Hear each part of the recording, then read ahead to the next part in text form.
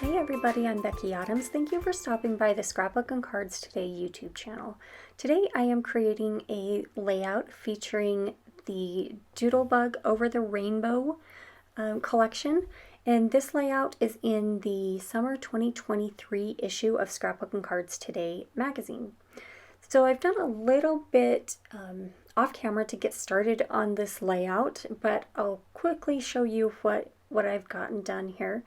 So I'm just making some layers for my background, and I have that green paper that is going to be my background. I did cut out most of the center of it because you won't even see it anyway, so I can save it for another project. And then I'm placing this pink striped pattern paper right on top of that, right in the center. And then on the top of that, I'm adding this piece of white cardstock, just using tape runner adhesive from scrapbook.com.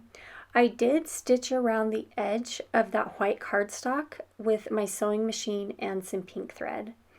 Immediately when I saw this collection and looked through the pattern papers, I knew that I wanted to use this rainbow striped pattern paper.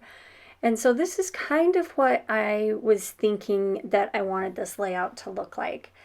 But as I laid everything out, it honestly felt a little bit flat and like it needed something else. So oftentimes when that happens, I reach into my drawer of ribbons, and I actually have a couple of them. And so I just took my pattern paper over there and found a few ribbon and trim that matched the stripes on this rainbow paper. So these ribbons are from all over the place. Some of them I've gotten on clearance over the years. Some of them come from American Crafts, Hobby Lobby, kind of all over the place.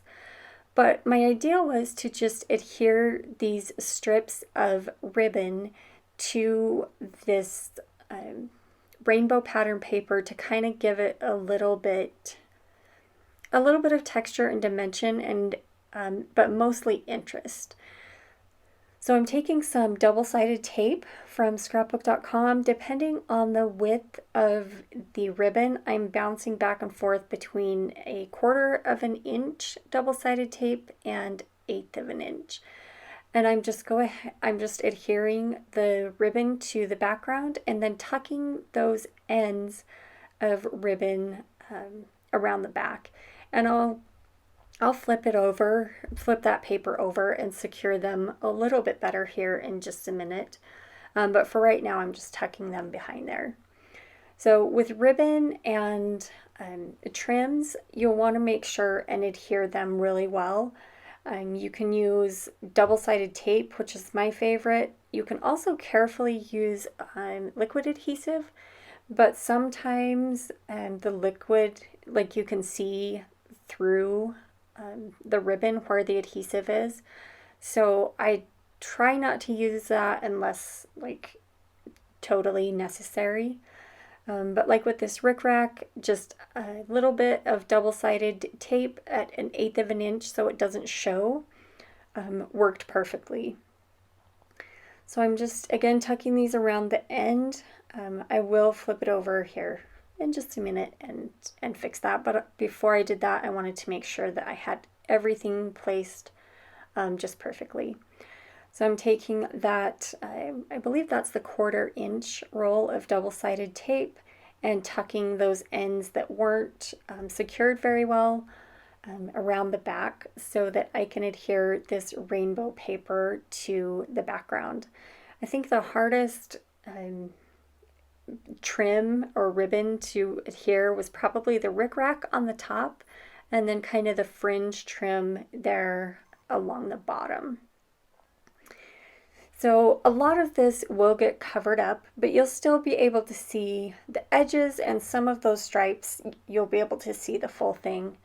I decided here kind of last minute to go ahead and add another row of that dark pink rickrack, and then I'll secure that in place along the back of the pattern paper as well. And then I'm running an extra row of adhesive along, or of double-sided tape along both sides. Um, these these layouts have to travel many, many miles when they are put in a magazine, and so I just wanted to make sure that everything was secured really, really well.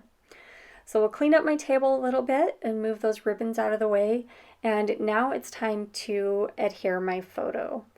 So I had to adhere this just a little bit differently because the ribbon and trim made the background a little bit uneven. So I put some of the foam squares on the photo, and then a couple of foam squares on the background. And I'm using foam squares because the background is uneven with the ribbon and trim. So the title for this layout is Magical Together. This is a photo of three of my nieces that come to my house almost every Monday. I get to pick them up from school. And this was actually, I ended up picking them up on the first day of school after summer break last year. And so that's what this story is about. And when I was looking through the products in this collection, I found these words Magical Together, and I thought it was the perfect title for these three girls, because together they are magic. They're so much fun. Anyway, so I got my title adhered with a foam adhesive again because the background is uneven. I have my journaling printed out, ready to adhere to that background, just kind of holding the place right now, and then I'll come back and adhere that in just a minute. I love tags and use them on almost every every layout that I create. So I've got those three tags that I want to have peeking out of the top of the photo there. And then I'm creating a diagonal line of embellishments across the layout, starting in the top left there where the sun is, the sun and the clouds, and then ending in the bottom right area of the layout, there to the right of the title. So I adhered the sun with some foam adhesive. The clouds I'm here adhering with a mixture of foam adhesive and tape runner adhesive. And I'm just putting those there on the upper left corner of the layout. Then I'm adding these cute flowers there to the right of the title. And then I decided that it was time to add those tags. So there's a cluster of 3 tags, and some of them came in the die cut pack, and some of them are fussy cut from the pattern papers. But I needed to trim them down a little bit because we didn't need the whole tag. It's just the top portion that you'll see on the layout. And so I'm adhering the top portion of the tag with foam adhesive, and then the bottom portion of the tag will be adhered with I think just the tape runner adhesive. At the top of each of the tags, I'm just putting a little bit of white crochet thread and just looping it through the hole on the tag. And then here in just a minute, I'll show you something kind of different and fun that you can do with tags versus just tying a bow. So if I tied a bow on all 3 of those tags, I feel like it would leave that top portion of the layout feeling really cluttered and kind of messy with all that thread kind of in the way. So here in a minute I'll show you kind of a fun trick that I think I've done once or twice here on this channel before. But I'm going to go ahead and tie a bow in one of those tags. So the big white tag, I tie just a regular bow, make sure that everything is adhered well, and then I'll come back and trim off the excess. But before I get too carried away with that, and while I'm making up my mind on for sure on what I want to do with those tags, I'm going to go ahead and work on something that I know exactly where I want it, and I know exactly what I can do before I come back to those tags.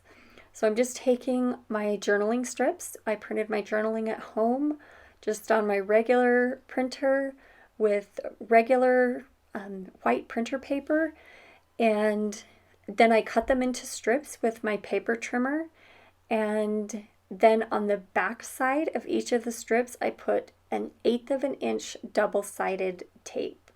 And then that's where you see them come in, and I just peel off the backing of that tape and put them into place. It's really nice to adhere these strips to the background because this background already has, those stripes.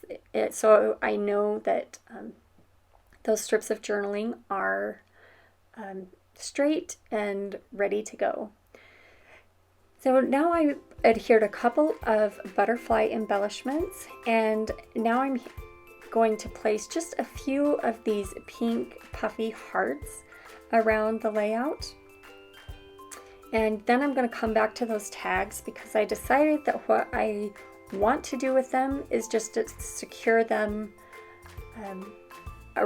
on the top of the layout, kind of pull that string around the back and just secure them with some tape. And that makes them have that finished look, but then it's also not messy with a whole bunch of bows at the top.